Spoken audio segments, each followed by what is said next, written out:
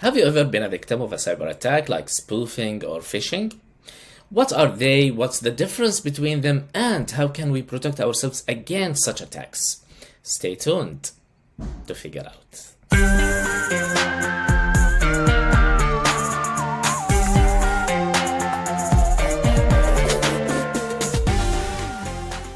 Hello everyone, this is Imad Nasrallah, Solutions Architect at 24/7 Labs, and let's talk about email security.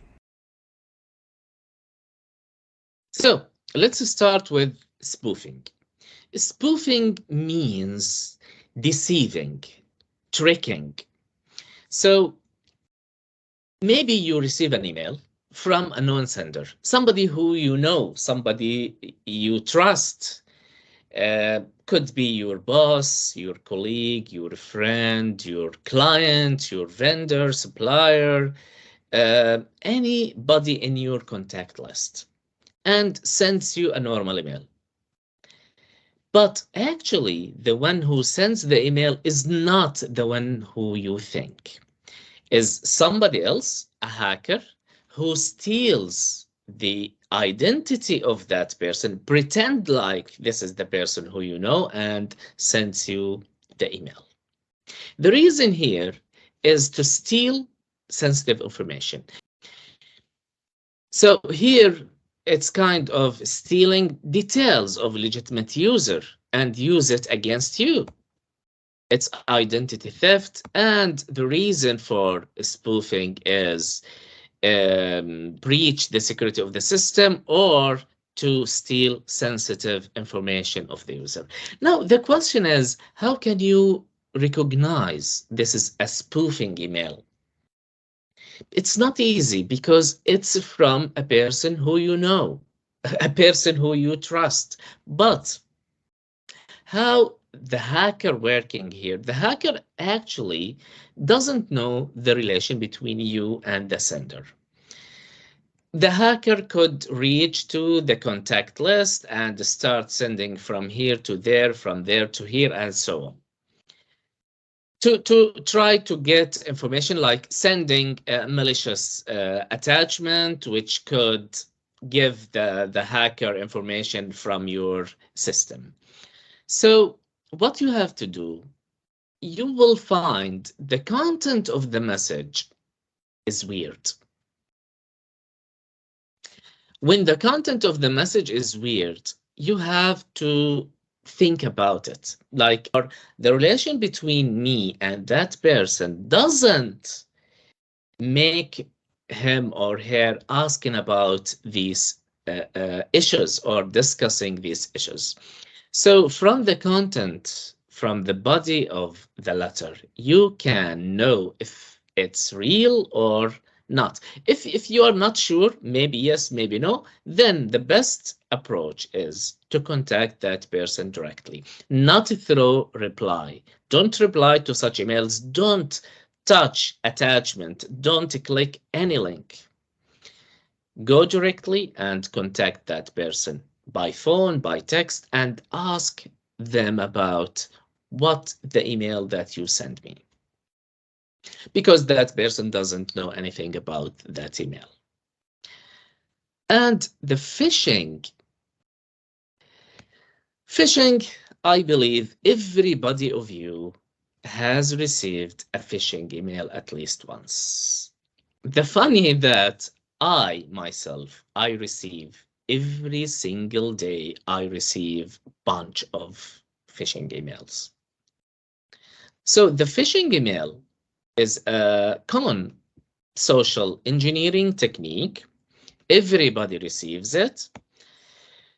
Hold malicious attachments, contain links that directs to malicious websites. It fools you to reveal sensitive information. Let me show you. I will open my email and let you see how many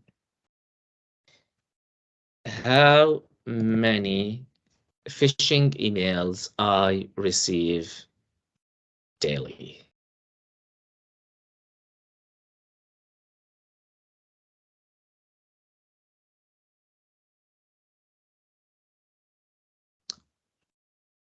Look at the email. It says here Costco sales, but the actual sender is not Costco. It's email at email@burger.com. So it's obvious this is a phishing email. I must never click any of these links. Look at it. Costco wholesale $5 gift card. Oh wow. I congratulations. So I will not be deceived by such emails. How you can protect yourself against phishing emails. Most of phishing emails are showing you kind of congratulation or action, urgent action required. Some emails coming with action required, urgent action required. Maybe you receive an email from Amazon, acting like from Amazon. You have a shipment, or from UPS, or maybe from Apple, telling you that you have subscribed for an application, Apple or Google or whatever, and they told you your subscription is succeeded and you will be billed like $100 a month or something like that. If you want to unsubscribe, click here. You directly click there because you didn't subscribe, and that is a malicious website. It will ask you to give some information, and that will steal your sensitive data. Now, for the spoofing, especially the spoofing is about business.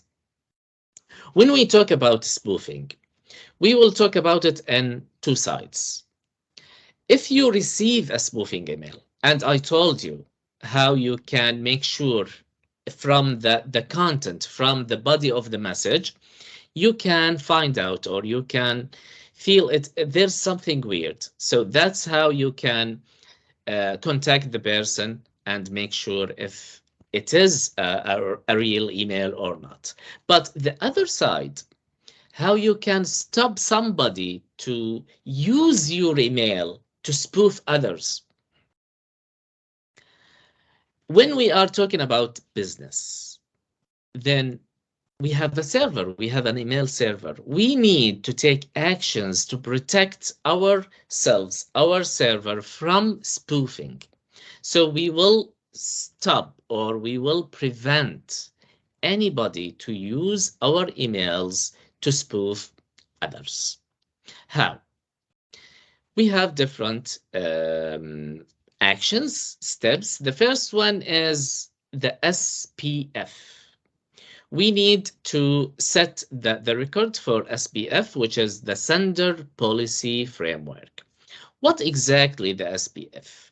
It is a mechanism that allows the domain to do what?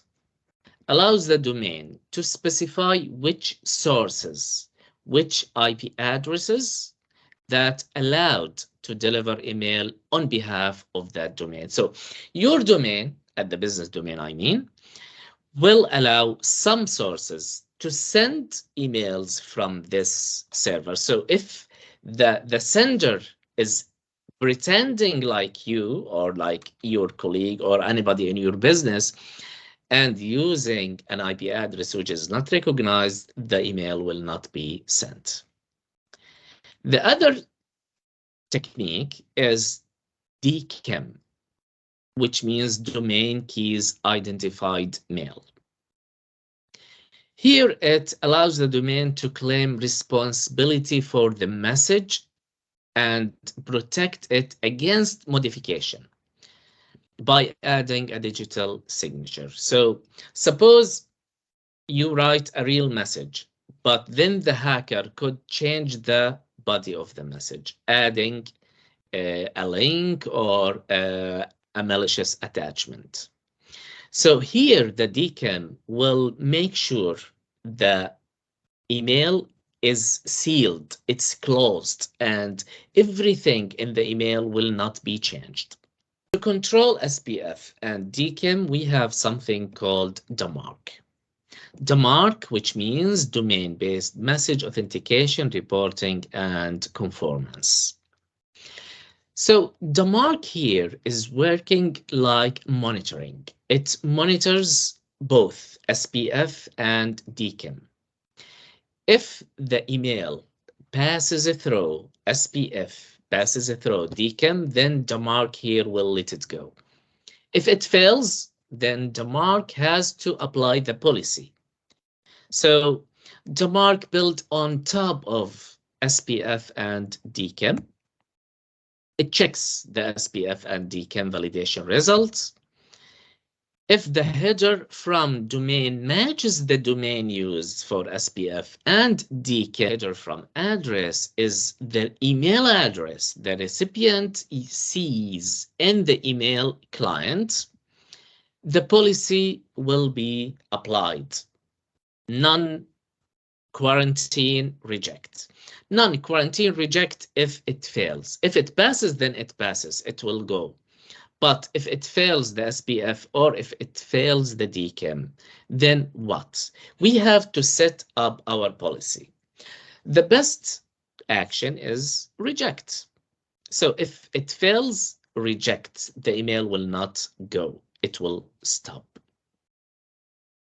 I will show you how exactly that DMARC is working. Let me go to a website which is Learn DMARC. Learn and test DMARC. Let's look here. What does it say? Send an email to this address to get started. Now I need to send an email from my email to this address to test. Okay, so let me go here. It will open my business email and the subject here is test spoofing. Hello, this is a test. Send. Waiting for incoming email. I already sent the email. Let's see what's the next step.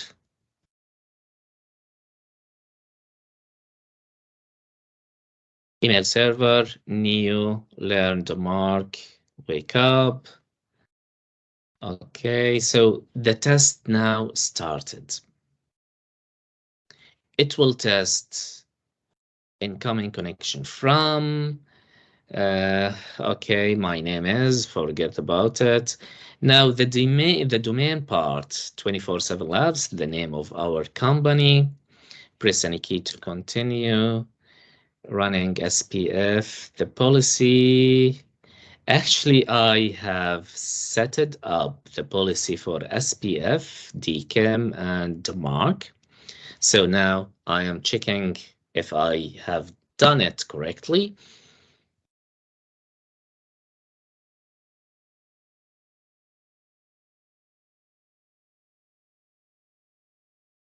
So the message header include DM signature, blah, blah, blah. Press any key to continue. Running DKIM. I see the included DKIM signature. I've retrieved the public key from the signature validation. The result is pass. Press any key to continue. Running DMARC.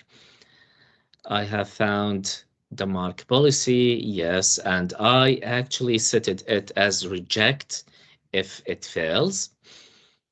Blah, blah, blah. This means press any key to continue, aligns with the from domain. So it will pass because, yes, I sent from my email and it was me who sent the email. So press any key to continue. Both the SPF and DKIM test passed and their domain are in alignment. So the conclusion is pass. Okay, I will try another time. Let's here go back. Now spoof my email. Spoof my email. I will put my email to see if anybody can spoof it.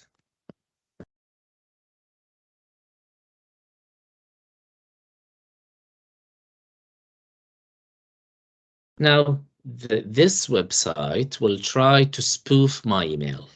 It will send to anybody an email, pretends it's from me. So let's see if it will go or not.